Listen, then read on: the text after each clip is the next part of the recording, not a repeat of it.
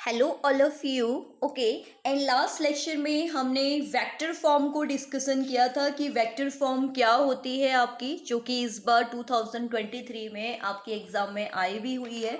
Okay, and आज हमारा next lecture रहेगा electric field, electric force line and features of electric force line. Okay, आपका जो electric force line है ये भी आपका मोस्टली बोर्ड एग्जाम में हर साल पूछा जाता है। तो इसमें हम इम्पॉर्टेंट डाल देंगे। ओके, कि 2 और 4 आई थिंक फीचर्स आपके पूछे जाते हैं, या तो 2 फीचर्स पूछेगा या आपका 4। ओके, तो देख लेते हैं। फर्स्ट टॉपिक हमारा है इलेक्ट्रिक फील्ड। अब इलेक्ट्रिक फील्ड पे हमने क्या देखना है।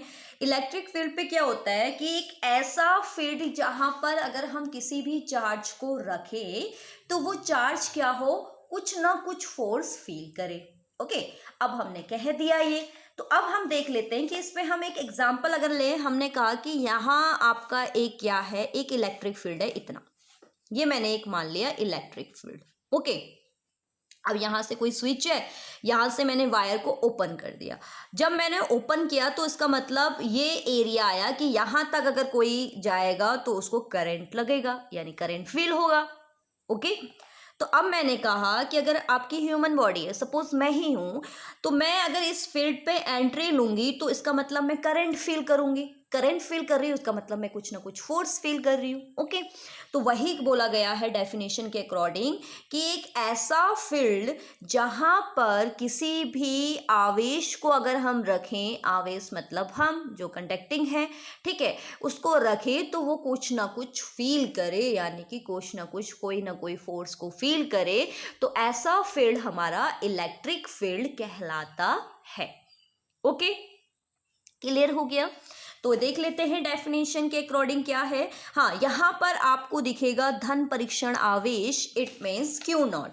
तो क्यू नॉट की एक कंडीशन है ना कि अगर हम क्यू नॉट को लेके आते हैं इलेक्ट्रिक फील्ड पे तो इसकी वैल्यू इतनी स्मॉलेस्ट होती है, हम बोल सकते हैं नगण्य होती है, जिससे हमारी इलेक्ट्रिक फील्ड की डायरेक्शन या फोर्स या उसकी किसी भी चीज़ पे कोई भी इफेक्ट नहीं पड़ता हमें, जिसके कारण हम इजिली कुछ भी फाइंड आउट इस इलेक्ट्रिक फील्ड के अंदर कर सकते हैं। ओके, तो इसलिए हम जहां पर भी लेंगे इसको हम बोलते हैं, एक यूनिट चार्ज भी बोला जाता है इसे, ठीक है, टेस्ट चार्ज भी बोला जाता है, और हिंदी में तो आपको पता ही है क्या बोलते हैं, धन परीक्षण आवेश, धन परीक्षण आवेश। ओके ओके, तो इस पे हमारा क्या है, देखिए, वह क्षेत्र जिसमें किसी धन परीक्षण आवेश को रखे जाने पर वह बल अनुभव करे, यानी कि कोई ना कोई फोर्स फील करे, तो ऐसा फील्ड आपका क्या कहलाता है, इलेक्ट्रिक फील्ड। ओके, नेक्स्ट हम देखते हैं इलेक्ट्रिक फोर्स लाइन। ठीक है, तो इलेक्ट्रिक फोर्स लाइन क्या होती है। इलेक्ट्रिक फोर्स लाइन पे क्या है कि वैद्युत क्षेत्र में, ये एक इलेक्ट्रिक फील्ड है, यहाँ पर खींचा गया एक ऐसा काल्पनिक पृष्ठ जहां पर कोई भी धन परीक्षण आवेश मूवमेंट कर सकता है। अब मैंने कहा ना, जैसे मैंने ये एरिया बना दिया, अगर मैं इस एरिया के यहां चले जाऊं मुझे करंट फील होगा, नहीं होगा ना। तो मैंने एक इमेजनराइज जो सरफेस लेट कर लिया, मैंने कहा कि ये आपका इतना एरिया होगा इलेक्ट्रिक फील्ड का जहां पर अगर कोई भी बॉडी जाएगी तो वो करंट फील करेगी। तो मैंने ये क्या करा, एक काल्पनिक पृष्ठ तो खींचा, तो वही होती है वैद्युत बल रेखाएं। वैद्युत बल रेखाएं वैद्युत क्षेत्र में खींचा गया एक ऐसा काल्पनिक पृष्ठ है जिस पर कोई भी धन परीक्षण आवेश क्या करता है, गति करता है, और गति करने के साथ साथ जहां पर भी ये मूवमेंट करेगा इसकी जो डायरेक्शन होगी इस धन परीक्षण आवेश की, उस समय वो किसकी डायरेक्शन को शो करेगा, इलेक्ट्रिक फील्ड की। यानी कि कहने का मतलब ये है कि जहां को बॉडी मूवमेंट करेगी, इट मीन्स इलेक्ट्रिक फील्ड वहीं उसी डायरेक्शन में वर्क कर रहा है। ओके, क्लियर है। तो इसके फीचर आपके इंपॉर्टेंट है, फीचर आपके एग्जाम में आते हैं। तो एक फीचर तो यही हो जाता है कि आपका क्या होगा कि किसी भी रेखा पे खींची गया जो भी धन परीक्षण आवेश गति कर रहा है तो उसकी डायरेक्शन हमारी इलेक्ट्रिक फील्ड की डायरेक्शन को शो करेगी। फर्स्ट पॉइंट हो गया। सेकेंड पॉइंट क्या होता है कि जो आपकी इलेक्ट्रिक फोर्स लाइन होती है ये पॉजिटिव से स्टार्ट होती है एंड निगेटिव पे फिनिश होती है। पॉजिटिव पे स्टार्ट होगी एंड नेगेटिव पे क्या होंगी, फिनिश होंगी। इस टाइप का ये डायग्राम फॉलो करती है आपकी, ठीक है, ये इस टाइप का। क्लियर है। ओके, एंड थर्ड पॉइंट जो इसका इम्पॉर्टेंट है, जो आपकी 1 नंबर पे क्वेरी भी आती है कि बताइए कि जो इलेक्ट्रिक फील्ड है या इलेक्ट्रिक फोर्स लाइन है वो कोई भी 2 इलेक्ट्रिक फोर्स लाइन एक दूसरे को इंटरसेक्ट क्यों नहीं करती। ये इसका फीचर भी है और अदरवाइज 1 नंबर पे आपका क्वेश्चन पुटअप भी कर लिया जाता है। तो देखिए, अगर हम कहें कि कोई भी 2 इलेक्ट्रिक फोर्स लाइन है, ये आपस में इंटरसेक्ट कर रही हैं, ये कह रहे हैं कि इंटरसेक्ट नहीं करती है। क्यों नहीं करती? क्योंकि अगर ये इंटरसेक्ट करेगी तो आप यहाँ पर देखेंगे इंटरसेक्ट करने पर इसकी 2 डायरेक्शन शो हो रही है, फोर्स की 2 डायरेक्शन क्या हो रही है यहाँ पर शो हो रही है, जो